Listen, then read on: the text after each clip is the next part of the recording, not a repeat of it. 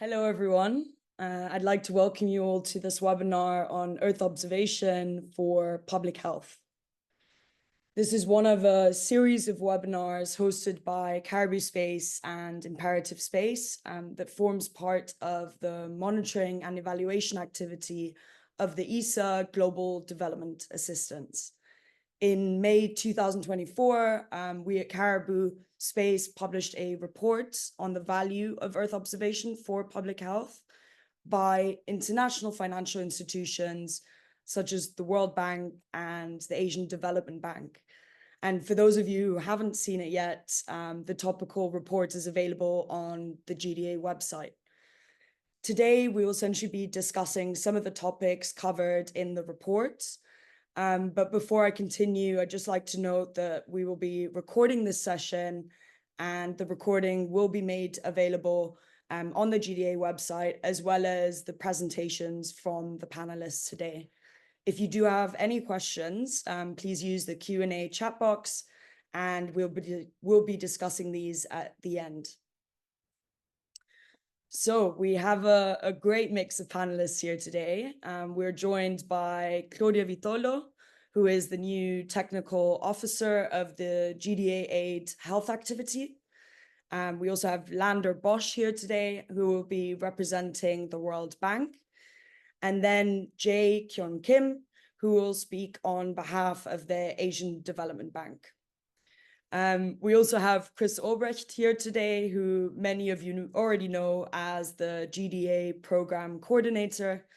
I myself from Caribou Space will be hosting this webinar. Before we hear from our panelists, I think Chris would like to give us a bit of an introduction into ESA's Global Development Assistance. So I'll stop sharing my screen now. Thanks, Chris.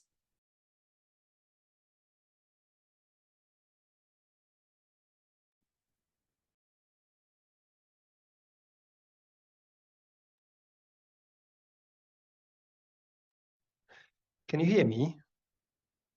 Now we can, yeah. Fantastic. Okay, thanks a lot, Carlotta, for the introduction, and I hope you can also see the screen by now. So I'll keep it short. I just wanted to also welcome everybody to this session. It's quite exciting to embark on this new topic of public health, something we haven't done yet. We don't have any precursor activity to that, which is very interesting, and we just kicked off the dedicated activity under the GDA Aid line dedicated to public health. So I'll give you a quick snapshot on where we stand and how this fits basically to the overall context of the GDA program. So first of all, just to revisit, why are we doing that, or how are we implementing this type of programmatic approach as the European Space Agency?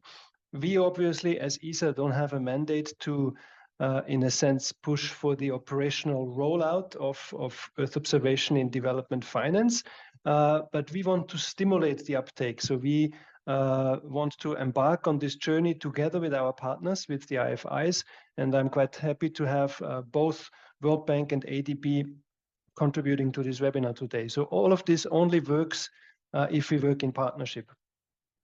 This slide gives you a bit of a historic overview on how this all started. It dates back to 2008 when ESA first, in a sense, addressed the topic of development institutions with a focus on the development banks. So we started working with World Bank and shortly after also with the Asian Development Bank back in 2008. And all of this then really evolved strategically from initially small-scale demonstrations to further down the line, a more strategic approach to consolidating stakeholder requirements. And now we are here in the Global Development Assistance Program, which has its main objective to really foster adoption, long-term sustainable uptake, both within the development banks, but also, more importantly, with clients in the developing countries. So if we look at the GDA program, we capture a lot of thematic domains, all in a sense linked to sustainable development. So you see them all listed here. All of these thematic domains now have dedicated activities launched, ongoing, or partly already concluded under the GDA program. And the last on this list, public health, just kicked off last week. So this is a great timing also for this webinar. We have one more to come, which is linked to climate adaptation and finance, which we will launch actually the invitation to tender very soon and hope to kick it off then early next year. Just to give you a snapshot on the progress, we currently engage with more than 80 projects, dedicated projects that our IFI partners are running. This is addressing stakeholders in more than 70 countries. And we have more than 120 dedicated Earth observation information products that are being, in a sense, provided and co-designed with our partners there. All of this is nested in a broader programmatic framework. And also this webinar, as Carlotta already mentioned, is organized as part of this cross-cutting activity framework, specifically linked to the GDA M&E activity, the monitoring, evaluation, and impact assessment. So there we have a theory of change, an impact pathway where all of the GDA activities are really, in a sense, connecting to, so that we create something that is worth more than just the sum of its individual pieces. We have other activities that are also supporting this programmatic vision. I will not go in much detail, but just to list them, we have a knowledge hub, we have an analytics and processing platform, as well as a fast co-financing facility, all of them operating and active. And we also have a dedicated communications team in place to support us on advocacy and outreach.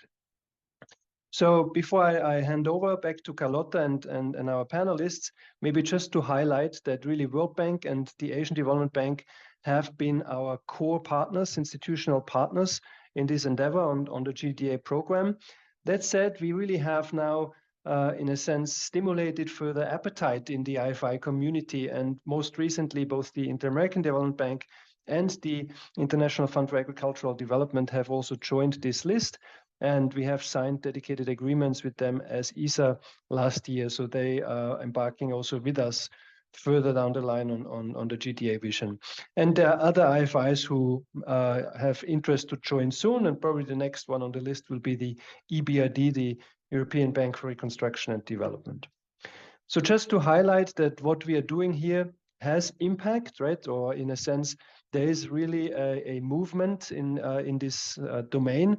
This is an illustration of a text analysis or keyword analysis, checking all World Bank project documents for the last 25 years. And you see really from 2010 onwards a steady trend of increase of mentioning of Earth observation related keywords. So this happens to correlate exactly with the timeline of when we started to partner with the World Bank. Obviously, this is probably not a causal relationship, but clearly there is something going on and we play a role in there. So I would say we keep going on that, and I hand over back to Carlotta to start this webinar. Thanks again and welcome everybody. Great. Thanks, Chris. Thank you for giving us that overview of GDA. I think next, first you will hear from our first panelist, Claudia Vitolo from ISA. So if you would like to share your screen, Claudia. Hello. Chiara, would you mind to share my slides, please?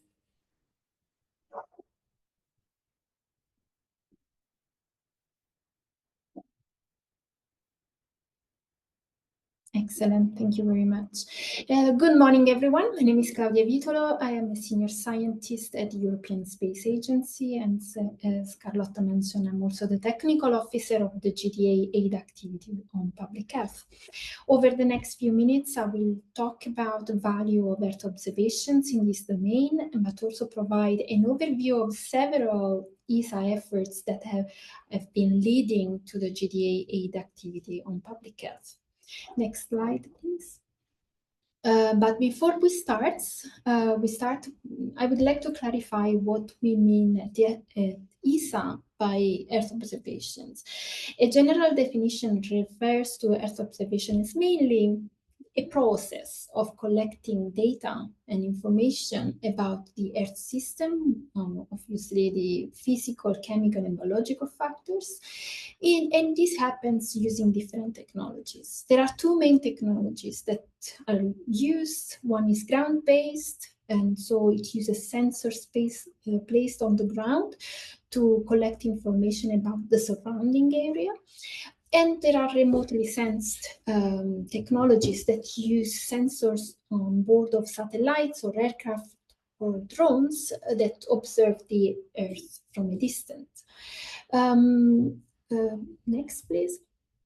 The European Space Agency is primarily concerned with the remotely sensed data that come from satellite orbiting the Earth. And the main advantage of using satellite Earth observations over other technologies is that they offer a more homogeneous global coverage. And this is very, very important for near real-time monitoring of the environmental conditions and provide a comprehensive data that is not limited by geographic or logistical constraints, unlike the ground-based and aircraft technologies. And in the map above, you can see how unevenly distributed the locations of the weather stations are compared to what a satellite, the coverage of a satellite SWOT can offer. If you click again on my slide, please. Yes, the data we gather through Earth observation is widely used across different domains. And just to mention a few, you can think about the monitoring of climate change or the management of the natural disasters, looking at agriculture and how to optimize agricultural yield, etc. But today we really focus on how to safeguard public health. Next slide, please. So certainly Earth observations can offer value for public health in various areas. And today I will only mention few that are particularly linked to GDA activity. For example, we have infrastructure accessibility. Earth observation can really help map, but also analyze the access to health services, for example. And this is particularly important in underserved or crisis-prone regions. And Earth observation can provide insights into human mobility and risks, for example, during floods or conflicts, and it can support resource allocation, but also investments in health infrastructure. Another area would be health information vulnerability or climate-related health risk, environmentally sensitive infectious diseases. Unfortunately, I cannot go through all of them, but for example, in terms of airborne and waterborne hazards, we can see that Earth observation can enable the monitoring of also health risks related to waterborne and airborne hazards and informed policy making and investment, etc. Another area is emerging diseases or nutrition and food security. And Earth observation can really aid in detecting area in which there is food insecurity, for example, due to factors like conflicts or economic shocks or natural disasters. And this can inform humanitarian responses, but also development projects. And at ESA, we have been very active already for a few years on how to exploit Earth observations for the benefit of public health sectors. And we have a number of activities that have been launched, each of which has a specific purpose. But let me give you some example. If you can move to the next slide, please. This is an example. This is the ESA UNICEF project. This is a multi-award-winning project led by my colleague Rochelle Schneider at ESA, which investigated the use of Earth observations together with machine learning capabilities to forecast dengue outbreaks both in Brazil and Peru. And this was done by monitoring changes in precipitation, humidity, and other environmental condition that can create the ideal conditions for the transmission of this mosquito-borne disease. Next slide, please. But at ISA, we are also interested in how to ensure that the data, the Earth observation data, is delivered in a way that can maximize uptake. And what appeared to be very clear since the beginning is that there is certainly a skill gap amongst public health practitioners that hinders somehow the use of satellite data. So in 2022, ISA funded a project called ISAdemics that intended to initiate a consultation with the epidemiologists to understand how to best format and deliver this information, this satellite information, to public health experts. And this was very important because we started understanding how to better build tailored data dissemination and delivery system for this particular domain. Next slide, please. Another click, please. Thank you. So ISA has an important commitment also to promote industrial competitiveness in space, but also in other connected sectors. And within this scope, with this scope in mind, in 2023, the EO for Health activity was launched. In this, the focus here is to develop cutting-edge services for pandemic preparedness and health risk mitigation in ISA member states. And as I said, this has a very focus on promoting industrial competitiveness. Next slide, please. So this is about the new climate program, climate space.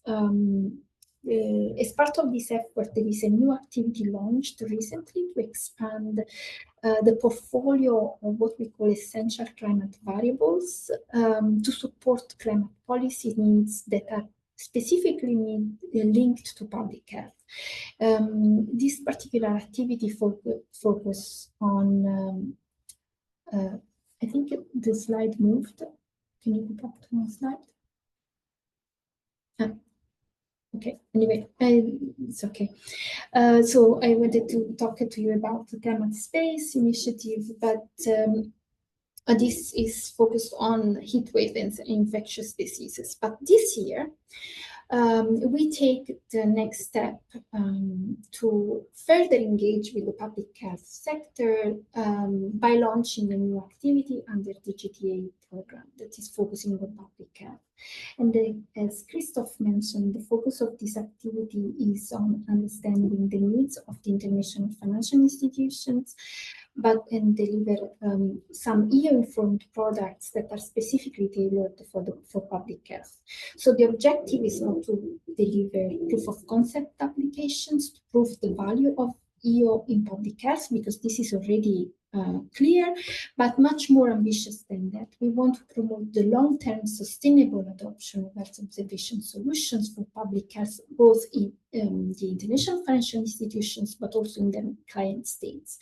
And because this activity involves several consultations with the international financial institutions, it is fundamental that we employ an agile approach to make sure that all the products we deliver are continuously refined and adapted based on the feedback received by our stakeholders. On the right-hand side, you can see the link to the GDA website, where you can find more information about this interesting activity. And next slide, please, just to conclude. Okay, so this was the slide on the climate space. You can go ahead one slide. Thank you. Earth observation is certainly providing a tremendous value for public health. And over the past years, ISA has been very active in exploring the best way of delivering this information to public health practitioners. The latest effort in this domain is, again, the GDA 8 public health activity, and this just kicked off in September last week. And I would really like to encourage you to keep an eye on the GDA website for the latest news and updates on this activity, in particular on the public health one. Thank you very much for your attention, and I can answer any question. Back to you, Carlotta. Great, thanks a lot, Claudia. We'll be answering questions at the end of this webinar. Yeah, so thank you for providing that sort of overview of ESA's role in public health and the GDA health activity. Next, we'll be hearing from Jay. If you want to step in, Jay's going to be giving us a different perspective from the ADB, and then after we'll move on to Lander. Thanks a lot. Sure, no worries. I hope my internet in Manila functions well. So first of all, thank you very much, ESA, for inviting ADB for this very important initiative. So for this time, I will be talking about some of the cases of using the Earth observation from the Asian Development Bank.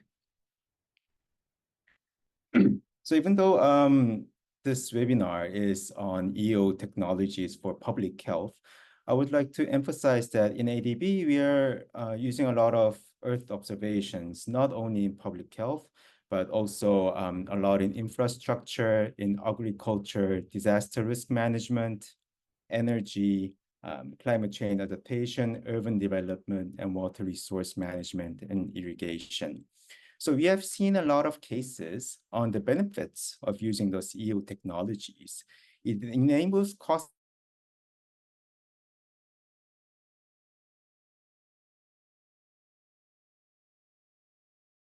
impact assessment. So there is a report published together with ESA. It says Earth Observations for Transforming Asia and Pacific. And it's a report worthwhile having a look. It shows 12 Earth observation projects supporting ADB initiatives. So when you scroll down the projects, you can see there are projects on agriculture, urban cities, climate resilient, not in public health, but now I understand, since the public health theme will be launched on September, I envision that we will be having more projects on public health in work with ESA. So this part has been covered by Claudia a little bit, but I think it's worthwhile re-emphasizing the role of Earth observations in the health area. So EO can use in the planning and risk mapping part, especially on the geospatial precision, and also in the surveillance and monitoring portion, especially on climate conditions to improve surveillance, prevention, control of infectious diseases, and enhance observation monitoring on land and water parameters. It can be also used for health risk assessment, estimating health-related risk from air pollution, air quality, and also heat stress is becoming a very big problem in the Asia region and also globally. And Earth observation can do a big role in measuring that. And also on emergency response and situation awareness. So for the health disaster, natural disasters such as earthquakes, typhoons, situational awareness could help a lot in anticipating those and also during recovery of health emergencies. Maybe most importantly on the innovations and enhanced precision part. Like in the medical area, precision medicine is becoming a big trend and is used a lot. And I think it can be also used for public health areas as well.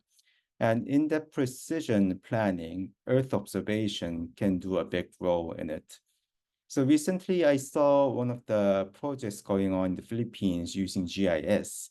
And it was very interesting. They were mapping the barangays, the villages, income level, like low income, middle income, also with the vulnerability from the natural disasters such as typhoon, earthquakes, and also the population density and other indicators as well. And then you can see where really the vulnerable areas are and where we should more put more resources on. So those kind of things has a lot of potential. And the other innovations we recently had a discussion with a company from Japan. They are doing malaria control using Earth observations. It's not satellite, they're using drones, but they're using drones to map out the reservoirs for the malaria mosquitoes. And the drones identify them using the AI technology, and then the human team goes in and eliminates those reservoirs. So for this part, I think we are just using a tip of the iceberg, and there's a very big potential on having more innovative solutions using Earth observation. So I'll go on to some of the country case studies we have in ADB. So in Myanmar, there was a pilot project on using GIS for National Health Plan. So the key interventions were including enabling efficient planning by ArcGIS mapping, enhancing communicable disease monitoring, and facilitating emergency management using GIS spatial analysis function. So from the study, we have seen that using this GIS Earth observation technology can have cost reduction, improve data quality, integrated data sources, and of course, enhanced visualization and analysis. So this is a very important part. It can also help the policymakers and non-health persons to really see how the data is visualized and the situation of their area. And there's a project we are doing in India on One Health. So it consists of pandemic preparedness, joint outbreak response, disease surveillance, strengthening routine prevention programs. And then among those activities, we use Earth observation technology for risk mapping. So these are the major outcomes of the projects. And among those, we use Earth observation for enhanced surveillance. And I think this technology can be easily expanded to other countries and areas as well. And this is another project, also partnered by ISA. It's not a health project per se. It's a project on agriculture management and food security in Indonesia. But food security, we can also see it as a public health problem. But what I wanted to say in this project is that even though it's not a health project, there are a lot of layers and indicators that we can use for health. For example, the indicator here, the NDVI, the vegetation index indicator, nowadays is used a lot for measuring the heat stress.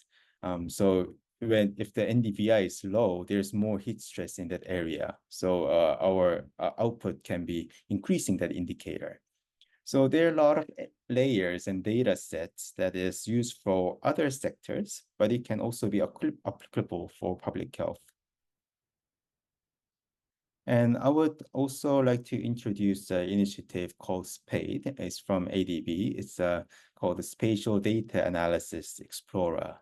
So this is mainly to support ADB projects and strategies to scale up on climate resilient thinking in urban planning. But it also has health sector layers, and more layers can be added upon request.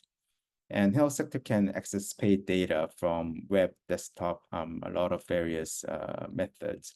So this will be an area that ISA and ADB could also expand the knowledge and work together. So this is just some of the examples from SPADE. This is Ho Chi Minh City in Vietnam. So this one shows the rivers, water bodies, dams. And this one shows the roads, land cover use. And this is settlement population density. And also GIS has been traditionally used a lot for the health system mapping, health facility mapping to measure the healthcare access, where the health facility and the population match, etc. Okay, that was all from me. And I really expect to have more collaboration with ISA and ADB on the health sector.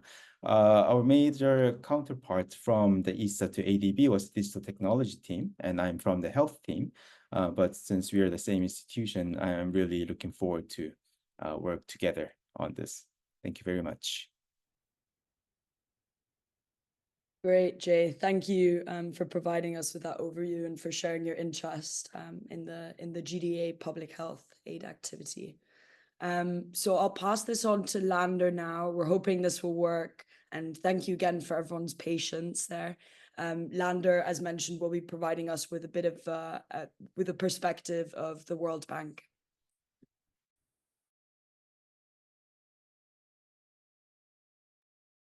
Thank you, Carlotta, and I hope that this works now. Let me just put it on the full screen, which I hope you can see.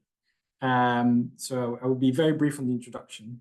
I'm Lander Bosch, I'm an economist with the World Bank in the East Asia and the Pacific region. I'm also the climate and health focal point for the region, which means that I work on our analytical and operational support to our clients and internally in the bank across the East Asian and Pacific countries to address climate challenges in the health sector.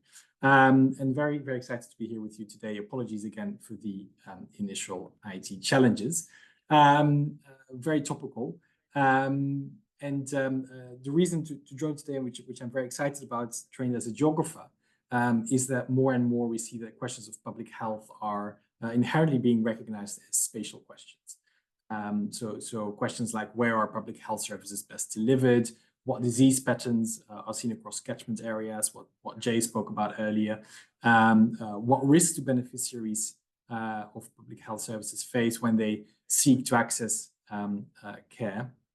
And there is an increasing recognition that those questions are spatial questions and need evidence-based policy making and targeted interventions rooted in that geographic context to ensure the resilience of these health services and their sustainability. Now, as Chris initially mentioned at the beginning, there is, of course, many contexts where multilateral development banks or IFIs are active, but there is a lot of data gaps there, a lot of gaps that need to be filled in order for Earth observation to be fully fruitful and to be able to rely on their full potential. This is the need for data that are nationwide, that are granular enough, that are temporally consistent and allowed to detect changes and trends. And of course, and Jay hinted at this before, data that are relatively low cost.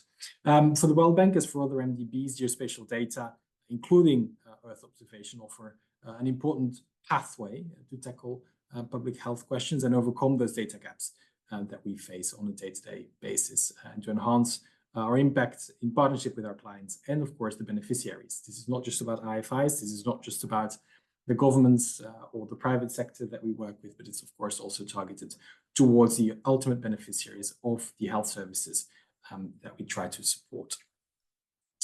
I will discuss this from a World Bank perspective, building on the current momentum that we see for Earth observation as part of a larger interest in geospatial analysis. And that is twofold. First, there is the analytical support that we provide to clients. So the World Bank sees itself as a knowledge bank, which seeks to support clients, both internally in the World Bank, but also externally with the evidence on risk and opportunities to public health service delivery and to health needs and outcomes. That also includes forecasting. So I'll talk a little bit about an example of climate change and public health that we're engaging quite strongly on at the moment, but also operational support. So targeting and using resources and maximizing the positive impact of our health, nutrition, and population operations in the World Bank in partnership with our clients and beneficiaries, and where we can use Earth observation to inform the design and the monitoring of project and program activities, in particular in those data poor environments that I spoke about just a minute ago. I'll be very brief and I'll accelerate a bit, Carlotta. I'm very mindful of time and wanting to have people ask questions as well, of course. I'll dive straight into the case studies. The first one that I will briefly talk about is a climate and health case study, where we look to mitigate, adapt to and mitigate the current and future burden of climate change on health along two dimensions. First one, of course, as Jay also hinted at in his case study, the impacts of climate change on population health and well-being, but also the impact of climate change on health systems themselves. So looking at the present and potential impacts of climate change and demonstrate where specific vulnerabilities exist of these systems to ensure that adaptive measures can be taken, but also looking at mitigation of the health sector. The health sector contributes for about 5% to global greenhouse gas emissions, which is a number that, for instance, far surpasses the airline industry.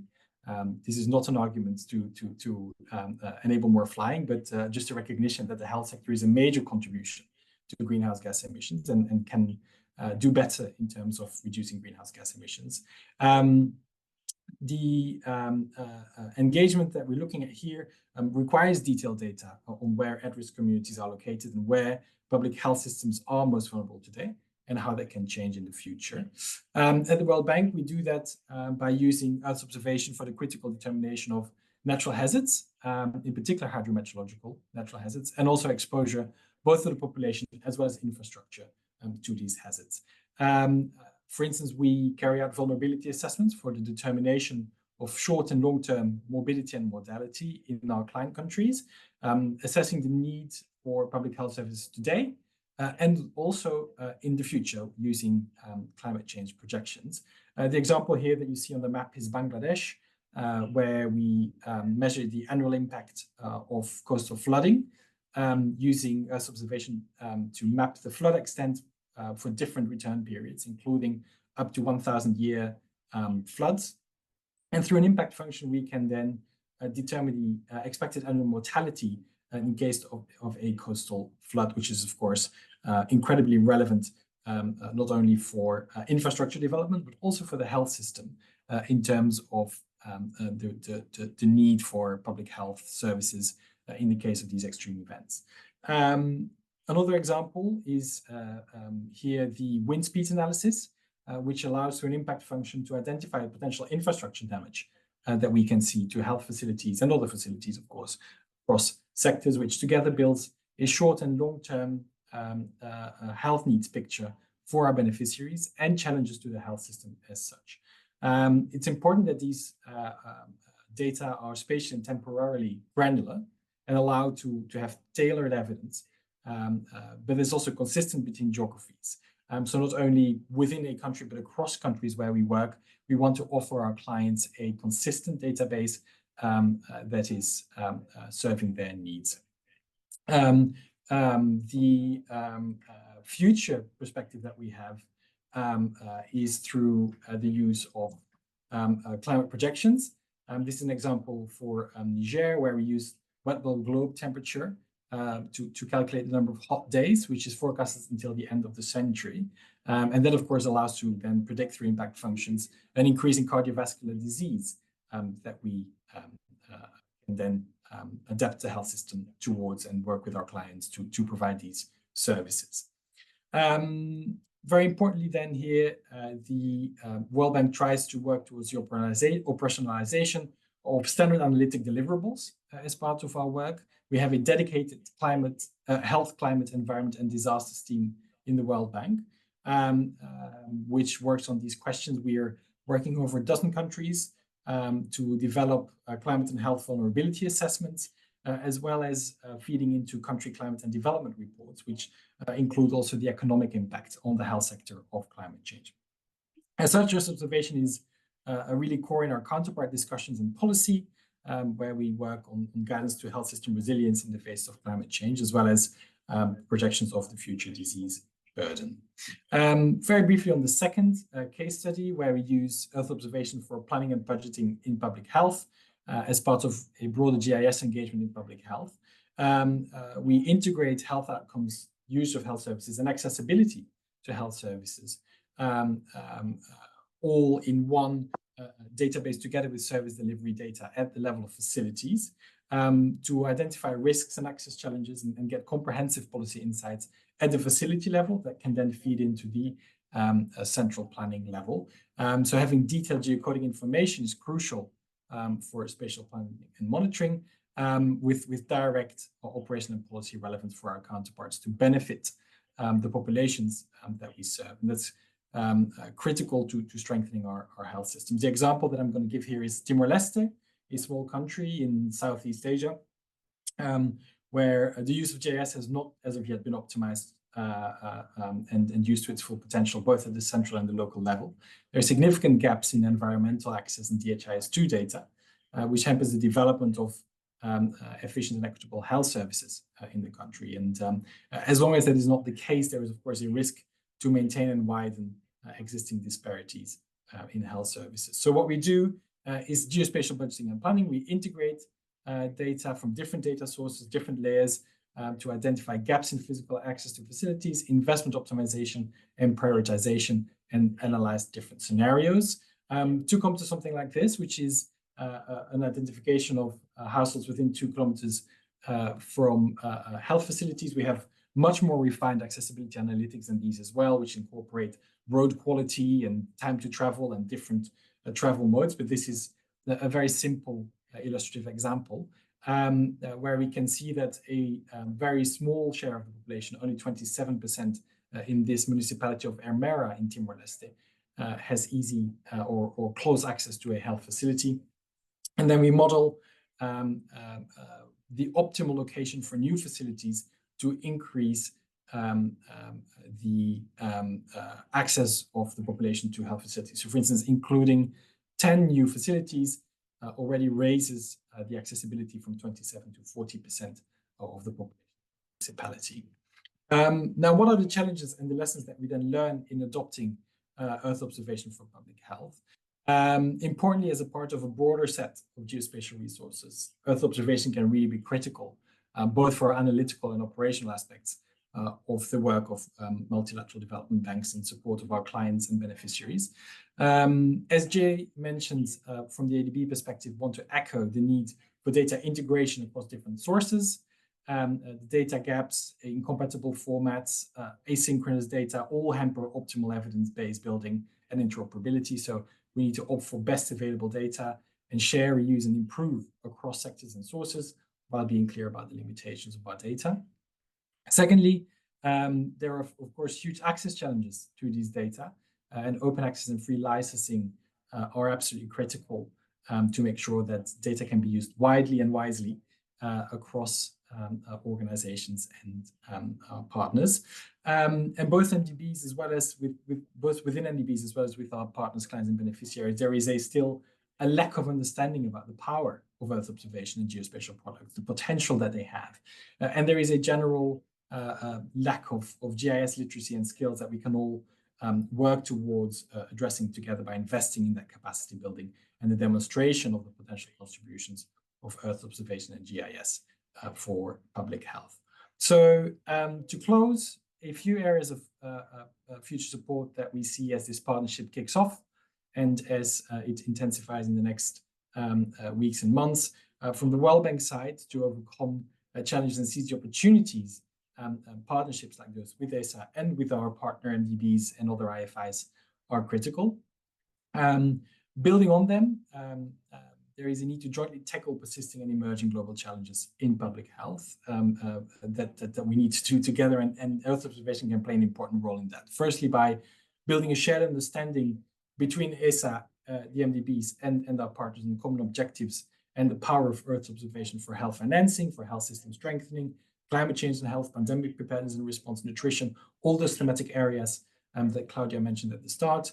Expanding the set of indicators with short and long-term health impacts to assess current and future demand at granular spatial levels, ensuring the integration between different data sources, and expanding our joint efforts to create Earth observation literacy, not only within IFIs and MDBs, but also with our counterparts and beneficiaries where possible, and ensuring that these data are then freely and openly available. We'll make sure that they are very often replicated. I hope that was within time, Carlotta. Back over to you. And again, apologies for the initial challenges in the Wi-Fi. Yeah, that was great. Thank you so much, Lander, for speeding that up. So if all the panelists would like to put their cameras on, We have a Q&A box at the bottom, so please feel free to add any questions you have to any of the panelists. I'd like to start with a question myself to you, Lander, given that you just spoke. It seems that the World Bank has been quite developed in its integration of Earth observation for public health. What advice do you give to other people working in other IFIs in facilitating this process and this adoption? Thanks, Claudia. I think this speaks to something that Jay also referred to, is in a way, visualization, telling those stories, showing the potential. What we found at the World Bank is that there is people with geographic backgrounds across the organization, including in the health sector, for instance, and having that literacy in the different teams really brings in the possibility to showcase those perspectives, to showcase what the power of GIS and Earth observation is, and we found that to be very, very effective. Now, of course, there is a second dimension to that, which is to highlight that questions of health are questions that are inherently geographic, that inherently can benefit from those Earth observation data. And that is a message I think that a partnership like with ESA is very important in highlighting. Quite often people simply don't understand or know necessarily about the potential of Earth observation. It's the graph that Chris showed at the start. Once there is an understanding and showcasing of possibility, there is an upshoot in that use, and we've seen that in the World Bank and hope to expand that. But very much hope to share this experience also with our partner IFIs and MDBs through this partnership. So very excited about that, Carlotta. Thank you. That's great. That's great to hear. And I guess, Jay, on the other side of things, you mentioned that, you know, there hasn't been too much involvement with ESA in public health at the ADB so far. Where do you see the role in the GDA public health activity in increasing that adoption and starting that partnership? Oh, yes. Thank you, Carlotta. ESA and GDA is already doing its role because it's the first time with the health team, with the digital technology team on discussing on this Earth observation. So we haven't had any discussions before ESA approached us. And as Lander mentioned in his slide on the challenges, the last bullet point, I think that's the most barrier we have to overcome. It's the lack of understanding on the GIS, lack of awareness. And we just don't know. There are a lot of people don't know what GIS and Earth observation can do a role in public health. So for ADB, there are a lot of projects going on health. And since the climate resilience, climate adaptation area is growing very steeply, I think there will be more areas that we could work on applying EO for public health as well. So really looking forward to working with ESA and also with the World Bank, learning more from them. That's great. Chris, do you have any question? Go ahead. Thanks a lot. No, actually not a question. I just wanted to comment on what both Jay and Lander just said. You know, as ESA, I mentioned it in my introductory comments, it's not our mandate, of course, to do the operational rollout, right? It's our mandate to, in a sense, demonstrate the value, right? Work with our partners to show the potential impact that Earth observation can have, and then stimulate, you know, operational scaling through the mechanisms that you have in place, through your day-to-day activities. And I think that's the goal that we follow here. And in a sense, you could see it as a bit of a de-risking, right? As both of you mentioned, there is a lack of awareness, a lack of understanding, right? So obviously these health economists or your colleagues and yourselves, the task teams, are not even aware of what Earth observation could do. So clearly, you wouldn't necessarily be ready yet to procure such services from the service providers that are out there, right? So in that sense, for us to showcase the value and consequently de-risk that starting point, right, and make that barrier, overcome hopefully that barrier together with you, that this is perceived as something valuable to be integrated in standard processes. I think that should be our goal. And there it's really great also to have Claudia, because we can also within ESA really build on, the early stage R&D side, and then, take that forward, bring it closer to, in a sense, a pre-operational level that's easy to absorb for both the bank teams and then your clients in the country. So I think that we are in a very nice sweet spot here to start something, hopefully that creates impact for, eventually for the people on the ground.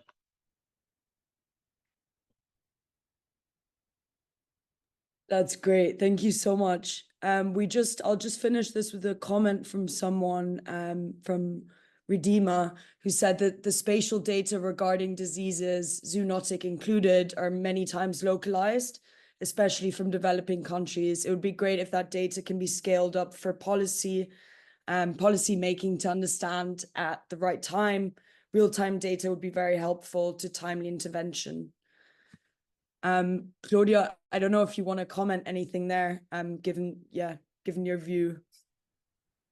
Yes, sure. It's very important to consider that we need to really take into account the use of not only one satellite, but maybe the use of fusing together the information from several satellites to provide, to fill in the gap of information that normally people have, but also introduce new sources of information and capitalize really on AI technologies to really fill the gaps where the sensor cannot do that, basically. And yeah, these are the main, this is the main comment. Great, thank you so much. I think we're sort of coming to an end here now. So I just wanted to conclude this. Again, apologies for the technical difficulties. Seems to always happen when it's least needed. And thank you for everyone's patience on that. I do want to just give a big thank you to Imperative Space for organizing this session, to our panelists, obviously Claudia, Lander, and Jay, to Chris, also for your mentions of the GDA program today, and to the discussion so far, and obviously everyone else who was able to join in and listened in today. As we've already mentioned, the recording of today's webinar, as well as the presentations of the panelists, will be available on the ESA GDA website. So thank you, everyone. Have a lovely rest of your day or end of your day, wherever you may be. Thank you very much.